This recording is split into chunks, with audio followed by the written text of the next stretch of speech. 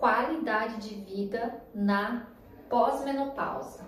Para quem não me conhece, eu sou a doutora Luana, sou médica, trabalho de forma integrativa, que é essa forma quando você observa o corpo não dividido em partes, em sistemas, como um especialista costuma fazer.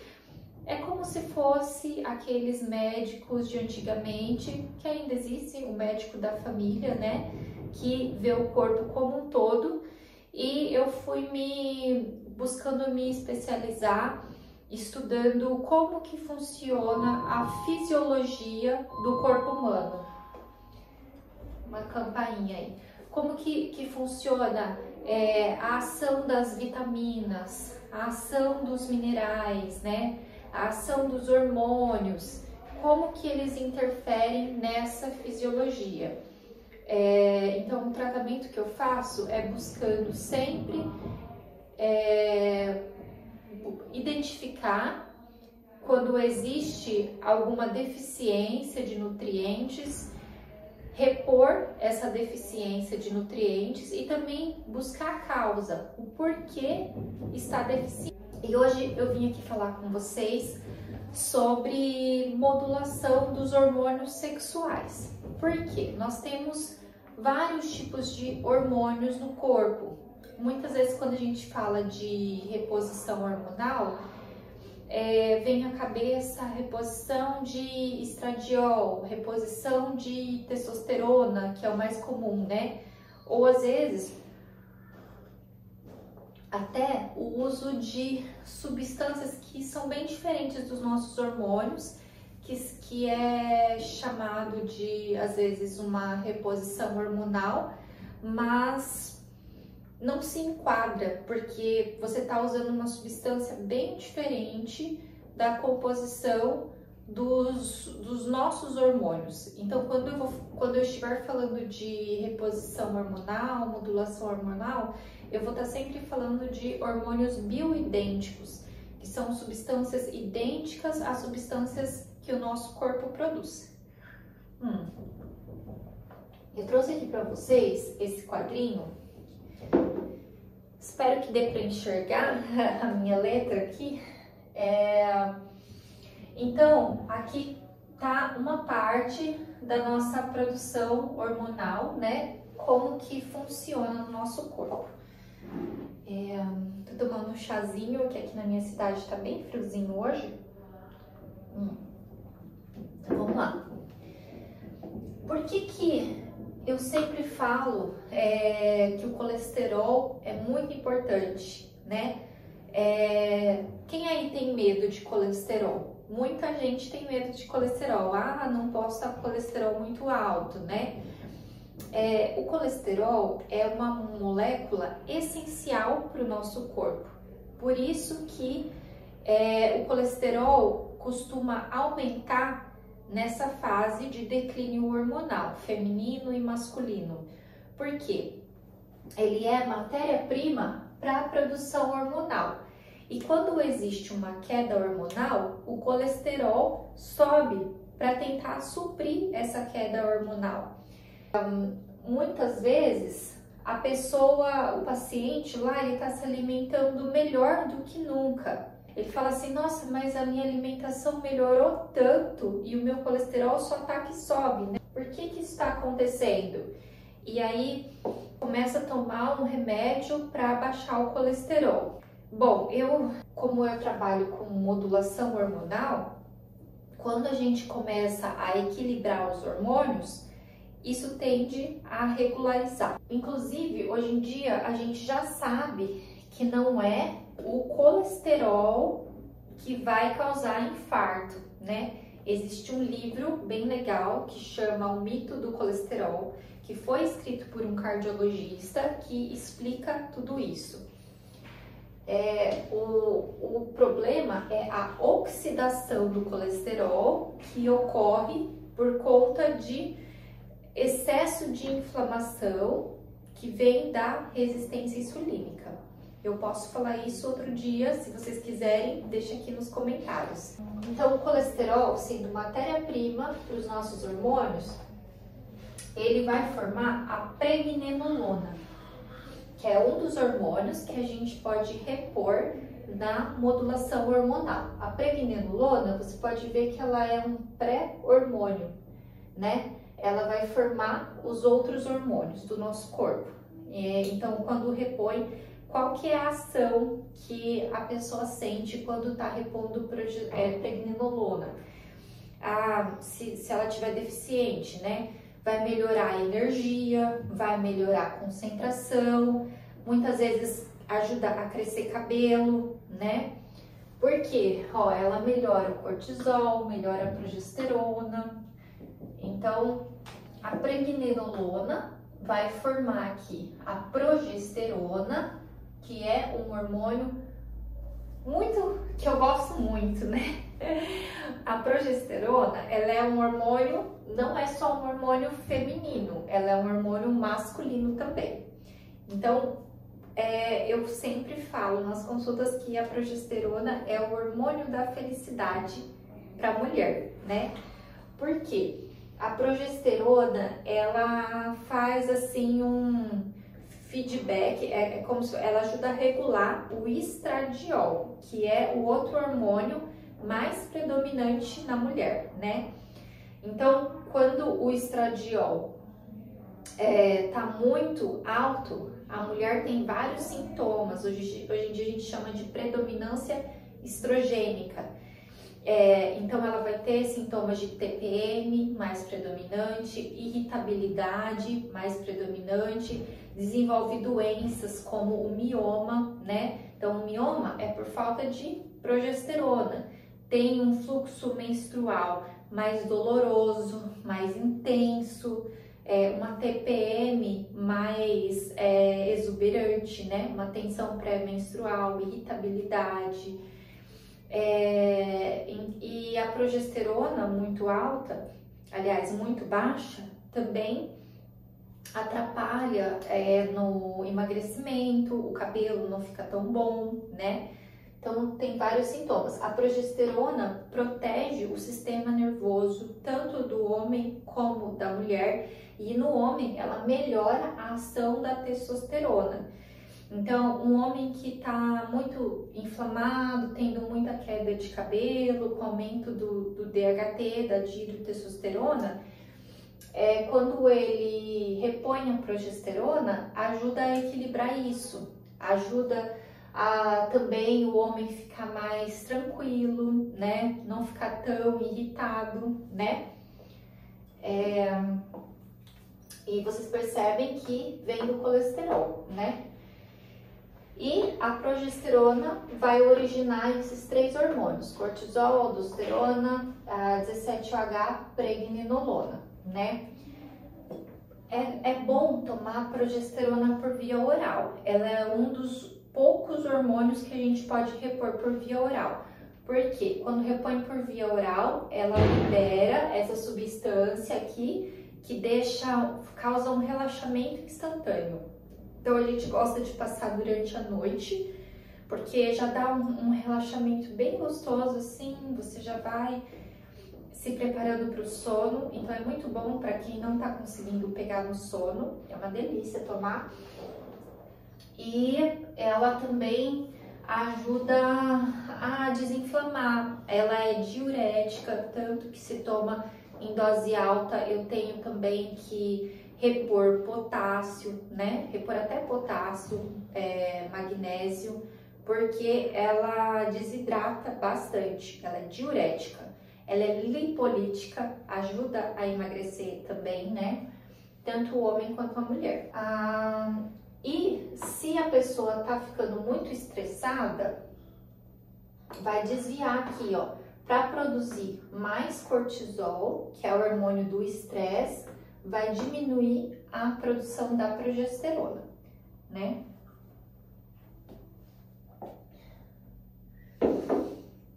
Agora vamos falar dessa outra via aqui, ó. A pregnenolona vira 17-OH pregnenolona, que vai virar o DHEA, que é outro hormônio que a gente pode repor também, né? A prasterona, que a gente também chama de prasterona.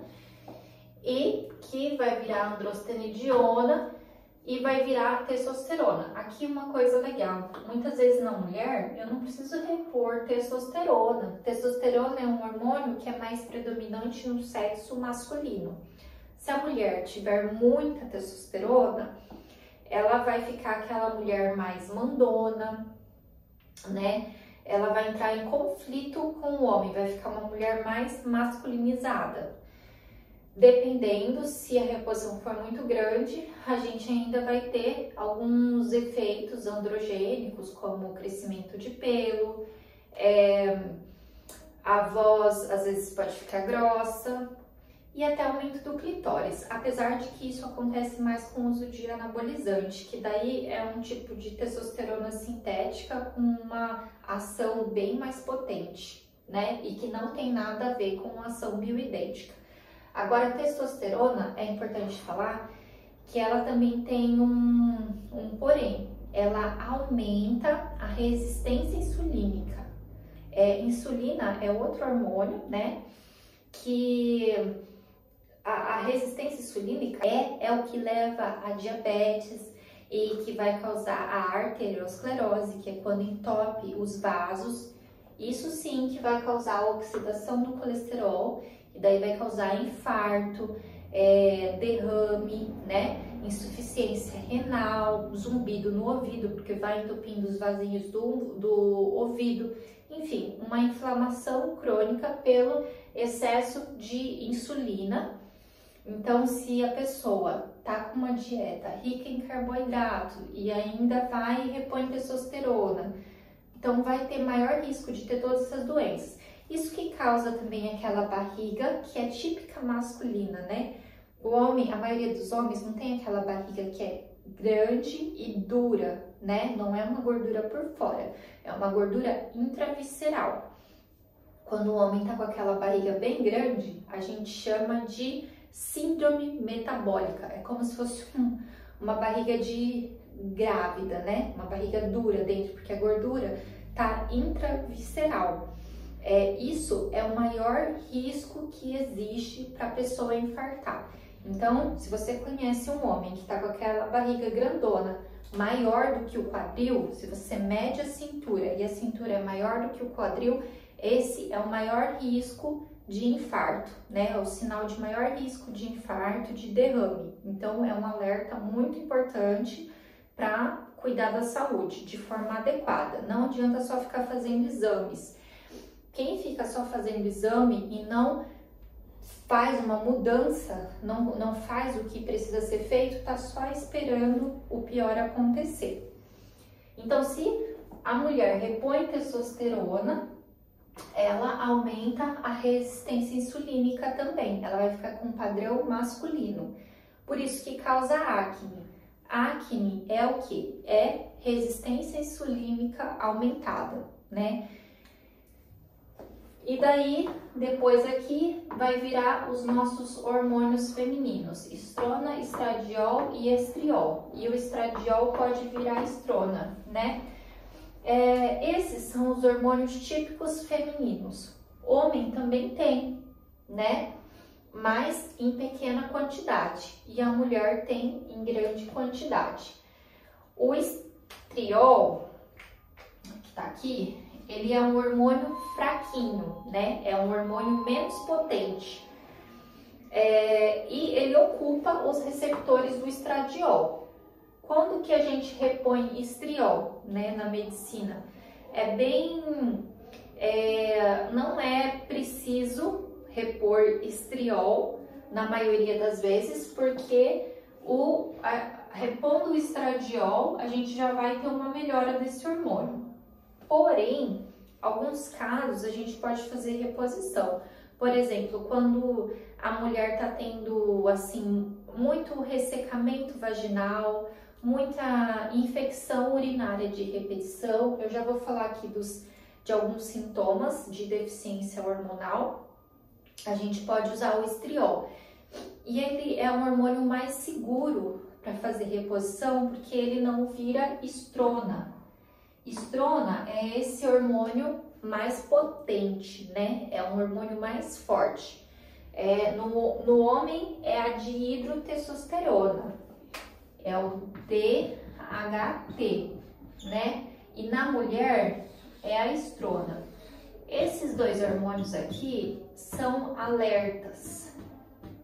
Inclusive a estrona também pode ter no homem, né? Como eu já falei.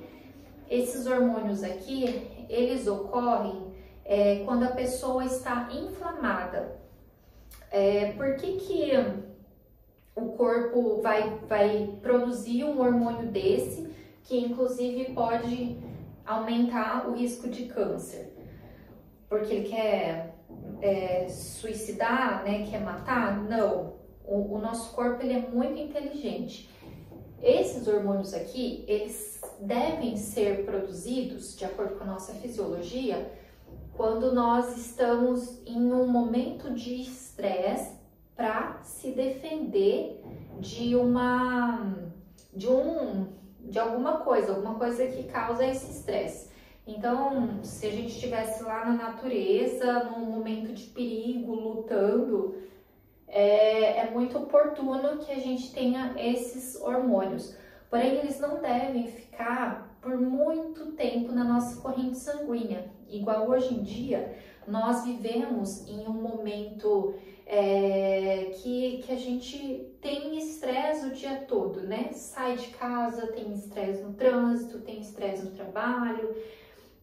Chega em casa, que é o momento de descansar, vai lá e liga a TV e tem uma bomba de notícia ruim. O que a gente come também muitas vezes causa estresse, às vezes até a água, né, que a gente bebe acaba causando estresse por intoxicações. Às vezes a água tem microplásticos, metais pesados. Então, isso atrapalha muito, né? E aí, aqui na medicina integrativa, a gente vai usar meios para diminuir esse tipo de hormônio, né? E proteger o paciente contra o estresse. Um meio mais poderoso é mudança de estilo de vida, orientação da alimentação melhor para aquela pessoa, né? Banho de sol, sono restaurador, medidas para gerenciar o estresse, como por exemplo, meditação, ter uma fé, uma religião, contato com a natureza. Tem várias coisas que a gente vai orientar aí de acordo com o estilo de vida da pessoa. E tem substâncias que são fitoterápicos que a gente utiliza para diminuir a inflamação. Vou falar de algumas aqui. Uma substância é o iodo, né? Vou colocar aqui no meio. Iodo, reposição de iodo, que é um mineral essencial.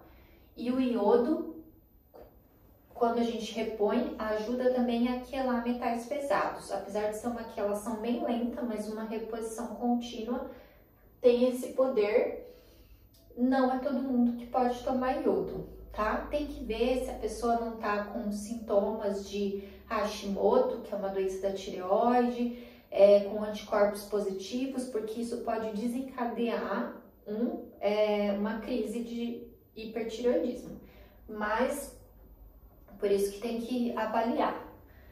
Uma substância bem poderosa que é a curcumina, que vem da cúrcuma, e a gente utiliza manipulado, porque é a forma ativa. O tempero ajuda também, inclusive já tem estudos mostrando que lugares que usam muita cúrcuma, como na Índia, tem menor incidência de câncer, né? Por isso que for estudar a curcumina. Outras substâncias, a crisina, o indol 3-carbinol, né?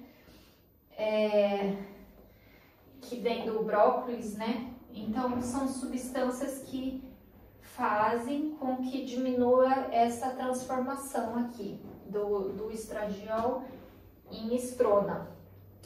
E aí, a gente vai vendo o que a pessoa precisa, aquele paciente, e vai orientando o que dá para encaixar na vida dele, né?